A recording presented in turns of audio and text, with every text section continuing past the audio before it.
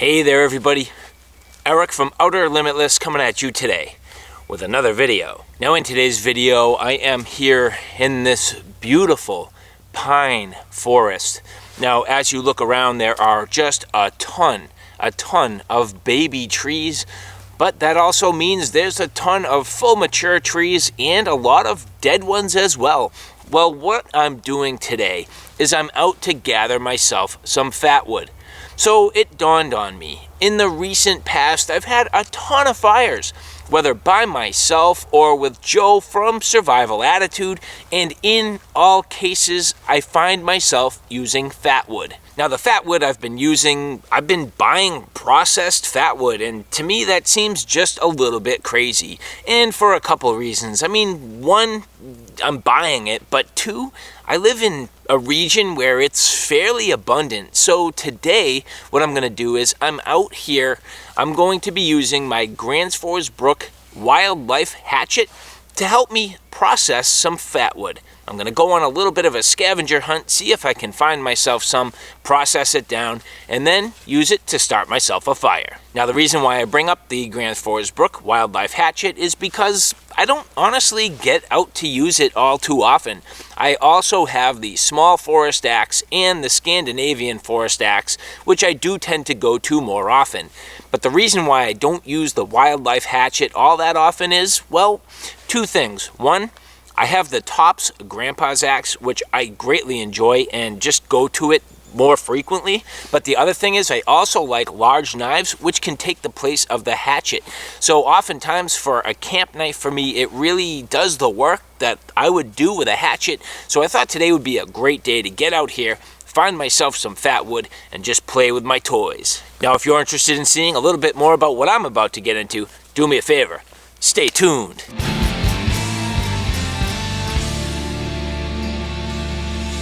So as I mentioned, I'm out here in this beautiful forested area. You can see all these baby pine trees, just a real nice spot. But as we look around, tons and tons of mature trees.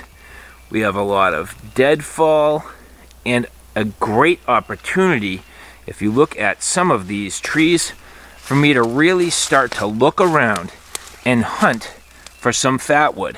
So we're going to go through a little bit of a discussion here. I mean, I'm certainly not an expert, but I know enough to be dangerous. So at this point, let's get started. So as I look around, there's a number of things that I can do to get started. As you look at a lot of these trees, most of them, all the branches have already been snapped off. So, you know, it's a real long way till I get to branches. However, it's not to say there's not little pieces of fatwood. I just think that's not my best source. But as I look, there are some nice logs here on the ground. So I'm going to poke around a little bit at these, see what I can find. And then the next thing I'm going to start to look at is some of the trees that are a little bit larger, where I do have access to branches. You'll see there are a number of them around. So those are my two main sources in what I'm looking for to start harvesting and processing down some fatwood. So you'll see here, I'm wearing my Fjallraven Vita Pro trousers. These are awesome. They have this nice little loop on the side, very convenient for me to hold my hatchet. So easy just to kind of get that back into place. So it's just a good, convenient way to carry your hatchet. I really do enjoy that. Now, that's another thing, is I don't often get to use the full advantage of these pants, but a day like today, it's absolutely perfect. And the other thing I have with me, which is a great advantage, is a nice dump pouch. So here I have an Emdom USA dump pouch. Just opening this up. Good large dump pouch, capable of really, as I harvest my fatwood, just popping it in here, so as I process it down and get to those good little nuggets, I can just pop them in here, bring them home, and start my fire. So I feel like branches like this give me a pretty good chance. Down in here, I would expect to see most likely some sort of fatwood. Now it's hard to say how high it travels up this branch, but just getting into it here, I do want to go as low as I can to really maximize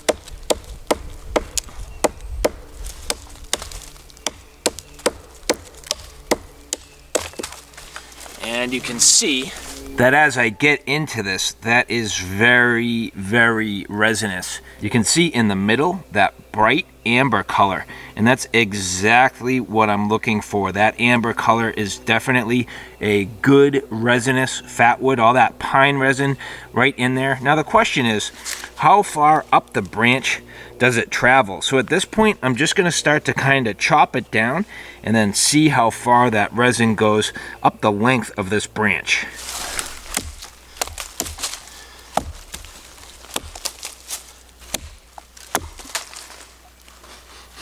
Now as I smell it, not too much, but what I'm going to do here, just for the curiosity's sake, is split this down right now.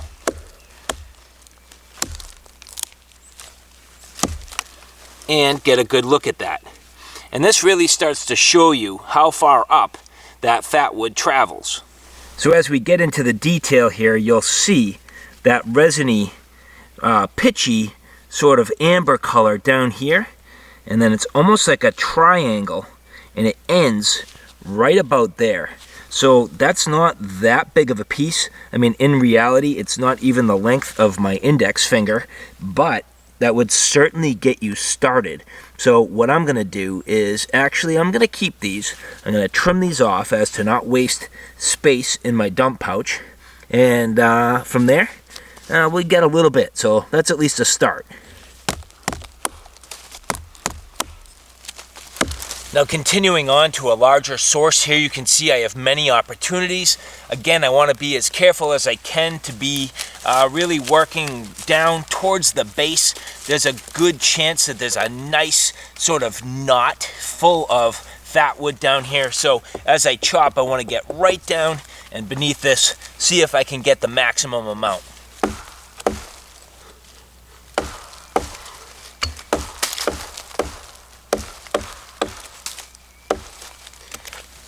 And an initial glimpse, this looks like it might be pretty good.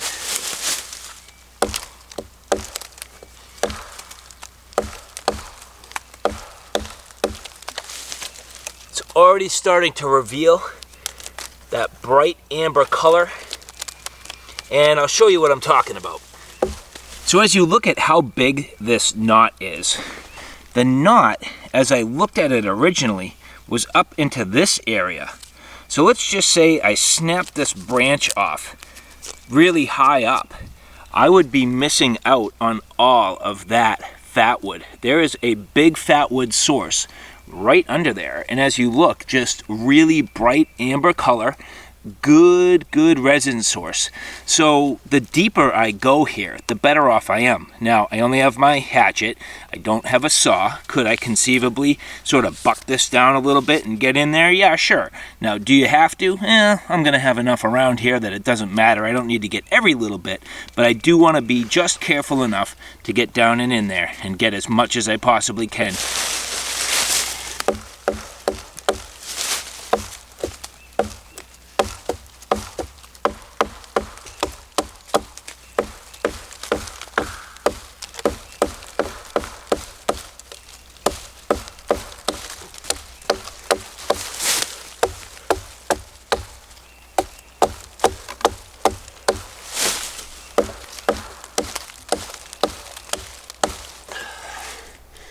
That's a nice piece. So still here, you know, I am a student and I'm out here to learn. So my mind says, well, how far on a piece like this does that fatwood go? I don't know. So I'm going to use the same methodology, trim this up a little bit, split it in half, and let's take a look at it. And as I start to chop in here, you can see clearly this is not fatwood, so I'm not losing any viable product here.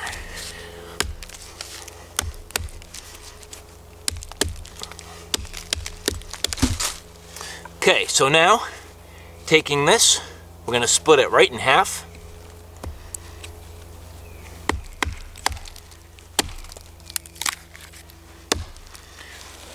And that gives you the answer.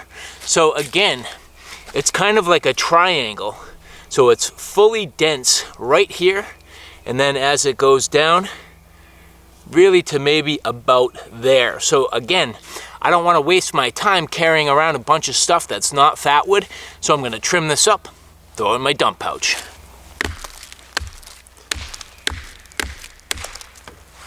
So I'm really kind of curious, like what happens, for example, with a tree like this that's just getting so old and just kind of rotten and punky, and you can see it's all covered in moss. I mean, this thing's been probably on the ground here for, I mean, years at this point. A few years, maybe, I don't know, who knows, maybe even 5 or 10 years. I have no way of knowing, but all I do know is I'm curious about what kind of fatwood I could find from a source like this. Ton of branches all over the place. I mean, if there's fatwood in some of these, man, this would really do it for me. So I'm going to start with what I know, which is, in reality, you know, something like this should have some if it's going to be here. So same mentality. This is cedar. So I'm not sure what I'm going to find, but look at that, beautiful. Just red, pinkish, smells great.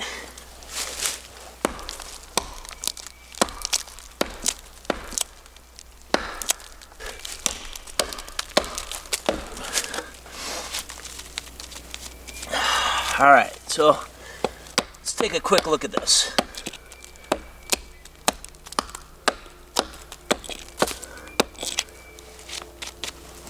So again, you can see here, I mean, it's that bright pink, definitely cedar. Now, I'm not familiar enough to know whether or not cedar has fatwood. However, just my observation is, I mean, that does not look resinous. Now, will this burn? Absolutely. But is it fatwood? I would say likely not. So, I mean, just, you know, poking around, learning what I learned. You can't necessarily tell what type of this tree is on the ground being completely dead like this. I mean, but now that I chop in there you go. So that's my answer on that one. All right, so now this should be a no-brainer. Whenever you see goo just oozing out of the side of a tree, you should have a fairly good source.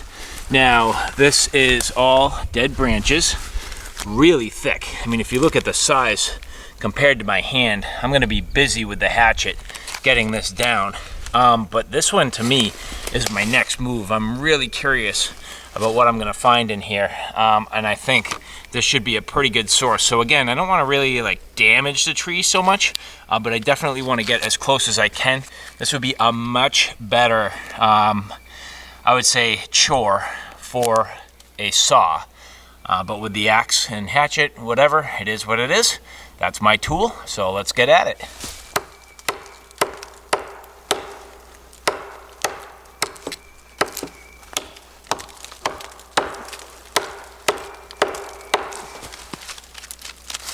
I don't see anything just yet.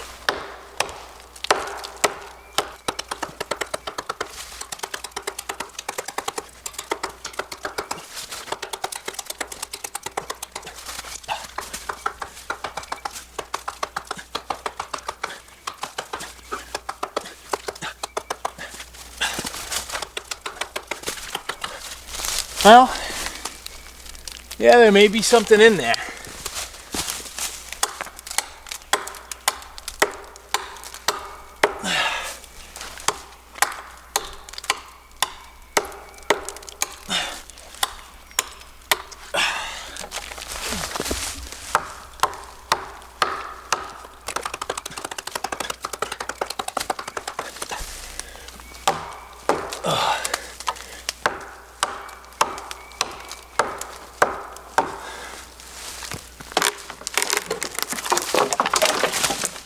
All right, and I don't know, maybe not. All right, so that right there was a pretty good amount of work, especially working high up over my head, large branch, and you're kind of hoping for the best. Now, looking here, not too much in the way of smell. Not too much in the way of that amber color. So, unfortunately for me, That's a strikeout, so the hunt continues.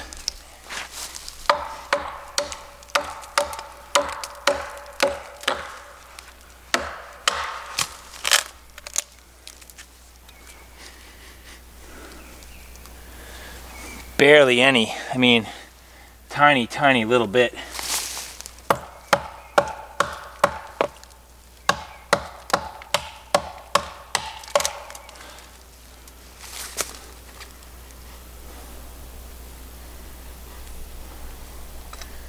Not really. Not going so well. So as you look here at the difference, you know, this piece here, definitely that amber color being that fatwood, and then, you know, this piece here, I mean, that's just straight up pine. So you really need to be careful, and in my opinion, it's not really worth working too much higher than, say, eye level, just with the amount of effort it is to, you know, try to process some of this and chop down these branches and get to the fatwood. So, I mean, it's hard to say.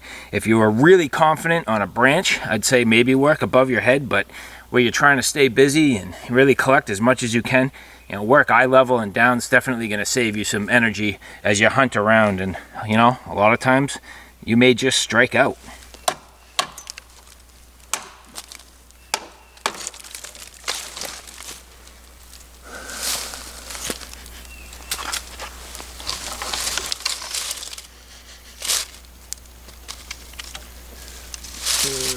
I don't think so.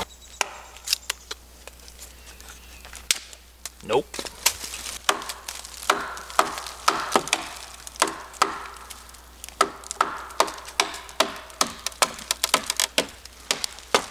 Nope.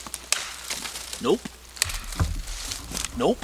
Well, so far, my most substantial pieces have come from the deadfall and things that are literally laying on the ground.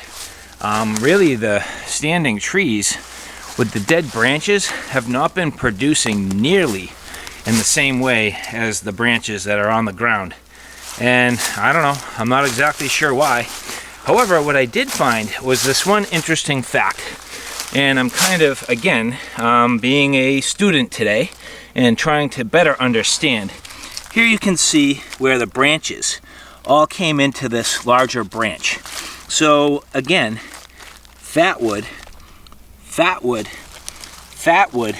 and as you turn the corner, another one. So this was a nice, huge node, which would have been all new growth at one point in this tree's life. So that year, all these branches all came out. And so what I was wondering is, for example, if you go deep enough, do these fatwood sources all connect? Therefore, if you were to take a slice here and a slice here, maybe with a saw, do you end up with this like real nice sort of nodule of pine resin in there? I mean, I don't really know. I'm not sure I'm going to go into that level of detail today, but that's one of the things that I'm curious about. So as you look, I mean, just source around that side. There was probably one on the bottom. Yeah, there is. I can feel it. So, I mean, inside there, is that just like a jewel of resin? Hard to say. I'd be curious. All right, so if there's one thing you're going to learn about me if you don't know it already, and that's I'm a stubborn bastard, and I'm not going to take it the easy way, and I'm going to get my answers. So at this point, I've pretty much cross-sectioned this. So as you look, these were the branches that I was talking about. Now, you can see clearly as I went through this, I cut straight through the branch line to get down to the resin and see how far it would go. And it does stop at a certain point, I would say roughly a third of the way, maybe quarter to a third of the way into the cross section of the diameter of the branch. So you can see the very center of this larger branch does not have the resin. So each one of these branches coming in with the fatwood makes almost its own sort of root ball, so to speak, of the resin. So you can see it there, just clearly sort of outlining it in that darker ring and that bright orange just popping that amber color, and then in the middle just a plain white pine there. So that shows you that if you took this entire cross section, you would not necessarily get a huge wafer of resin. Now, is that always the case? I can't tell you, but in this case, that's definitely what happened. All right, so bottom line is, it's not as easy as you would think. I mean, I found a good amount, but really mostly on the deadfall. Now, I could certainly keep scavenging, and I know I would find more. Bottom line is, working above your head sucks. At times, you know, the trees that were standing really didn't yield what I had suspected. I'm kind of surprised. You know, I did find some spots where they were really weeping.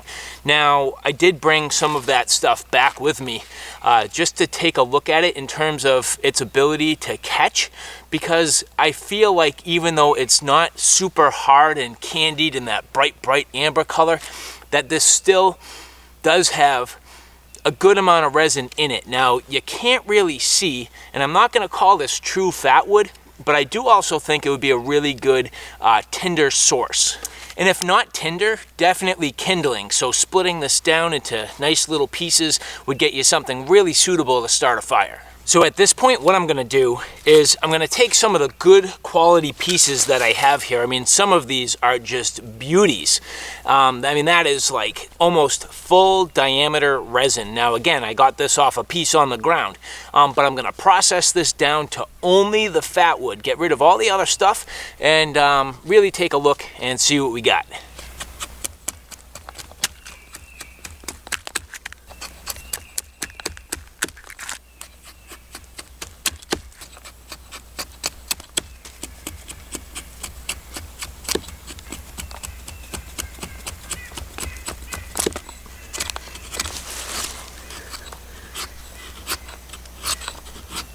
As I dig in here, just really trying to find that golden amber color, and I'm dancing around it here. You can clearly see it in the bottom. I just want to be careful on the bottom piece not to lose too much of it.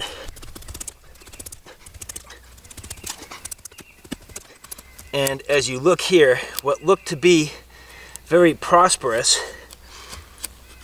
is really not ultimately yielding all too much. So, as I mentioned, there's a lot of work that goes into this, and in reality, you're probably not going to come away with all too much without really working, but this could still definitely save you.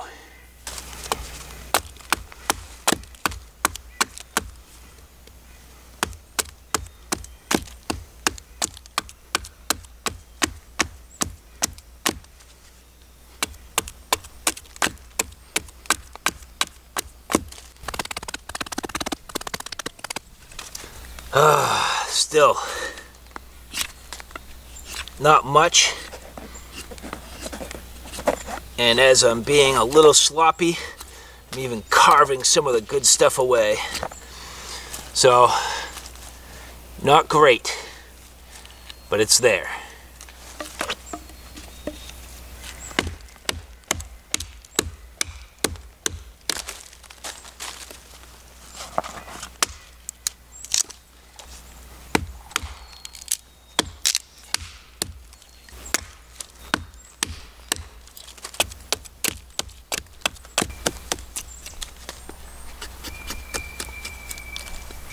Again, just another ball right at the end. That's a fairly substantial chunk.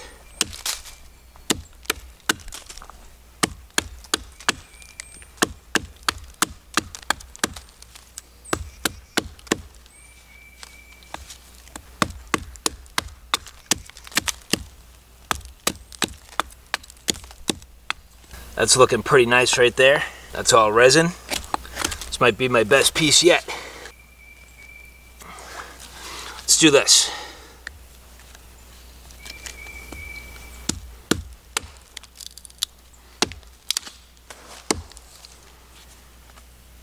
Oh man. I mean, it looked like it was going to be great. but the resin is almost on the outside of the branch on this one. It's very strange. More tinder.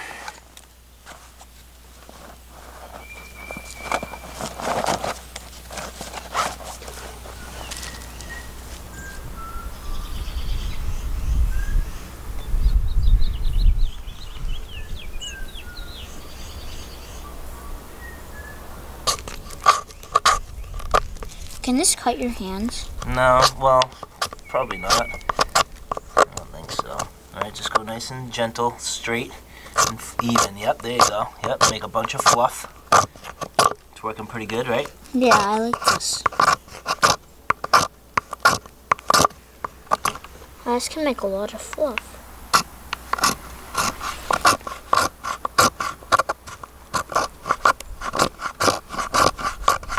Looks real good.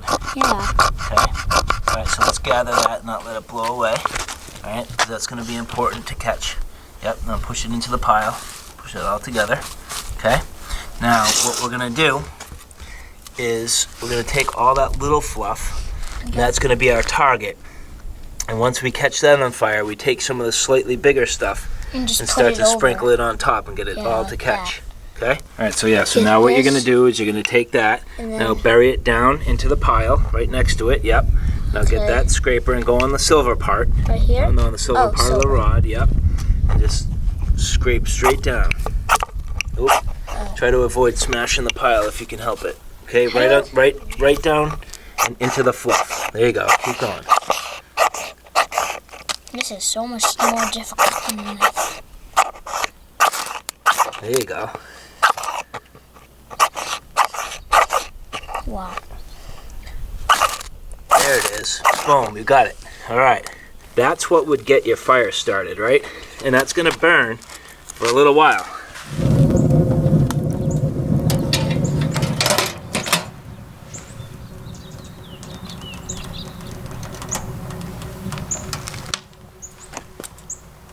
Well, so alright guys, there you have it. A look at me attempting to harvest some fatwood using this Gransfors Bruk wildlife hatchet.